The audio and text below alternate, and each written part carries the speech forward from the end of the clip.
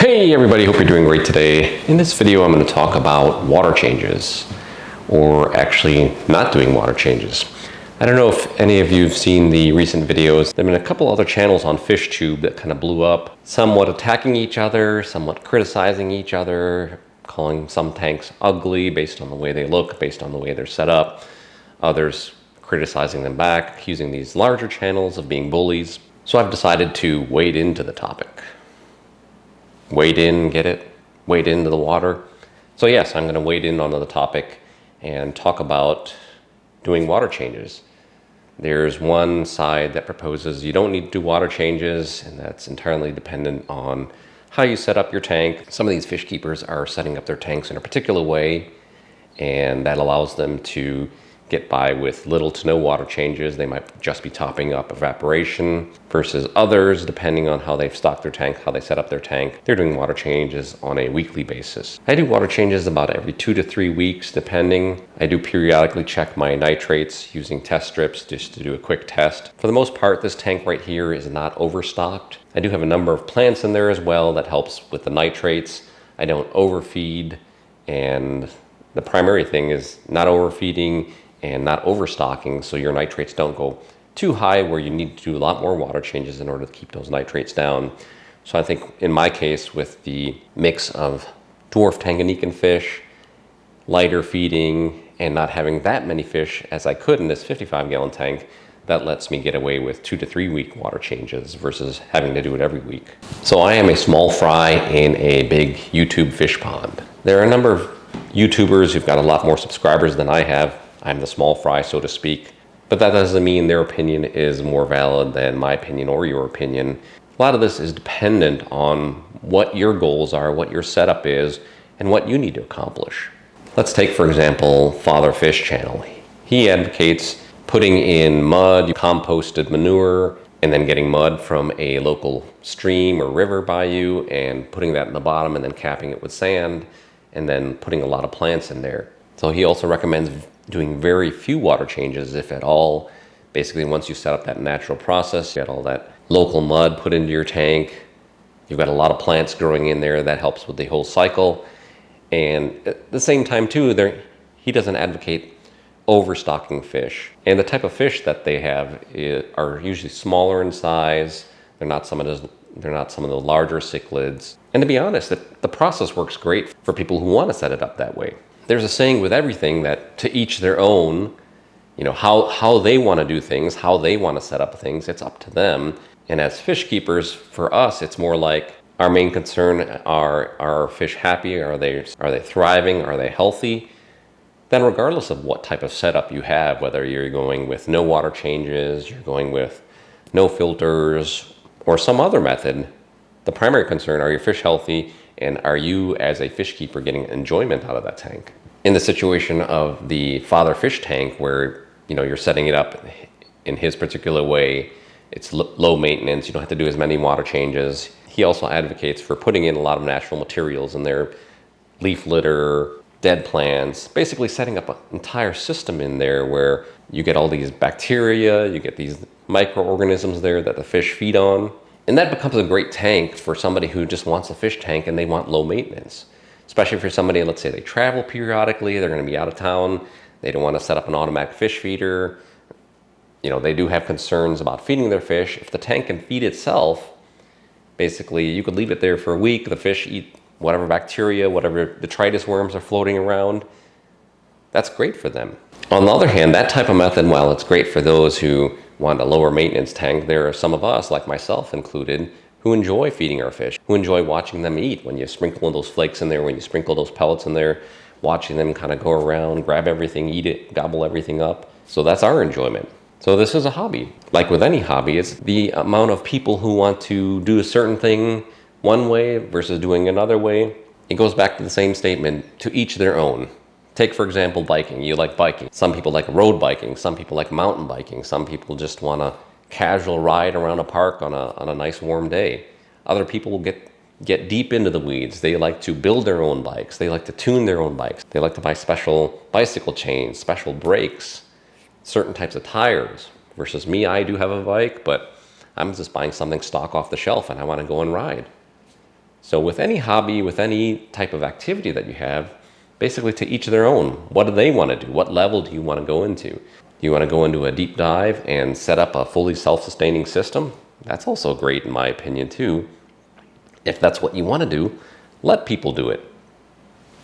I'm not a particular fan of overstocking tanks. One of the theories behind overstocking tanks is put enough fish in there, then the aggression is reduced because there's so many fish for that aggression to get passed around. This is more common in peacock tanks where, especially if you're keeping all male peacocks, peacocks can be very aggressive to each other.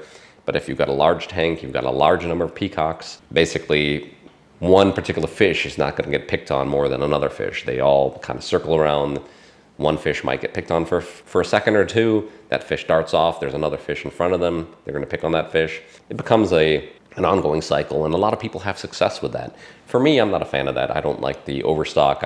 I like to see my fish interact with the environment, swim around, dig, whatever. I prefer a lower stocking method. In this tank in particular, I've got about 12, 14 fish in there. Had a few fish that passed away. I have not replaced them, but I get enjoy out of that tank. I don't see any purpose to overstock. For me, this works, but if you want to overstock your tank, you've got this right setup, and your fish are thriving, more power to you. I see no problem with that. Now with the no water change, I'm of the opinion that water changes are good, they're necessary. Now I do not do large water changes. Some people with those heavily stocked cichlid tanks, such as the peacocks, are doing 50% or more water change.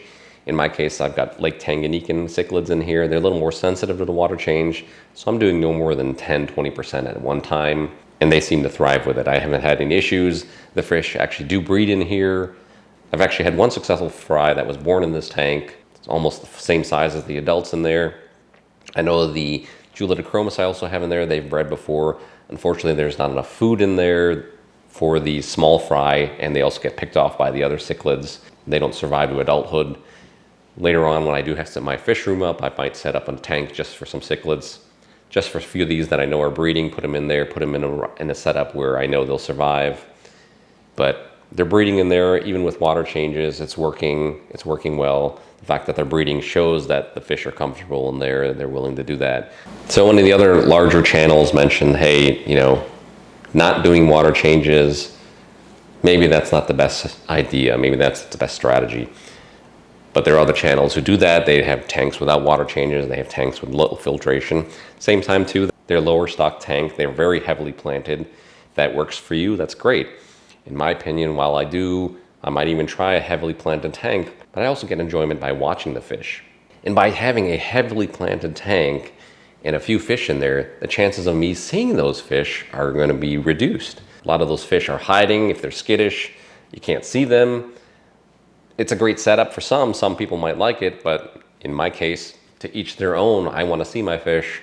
So in this case, I do have plants in here. I do have some decorations where they can hide behind in case they do feel threatened. I'm not saying don't give your fish places to hide. If that's something that they need, it'll reduce their stress.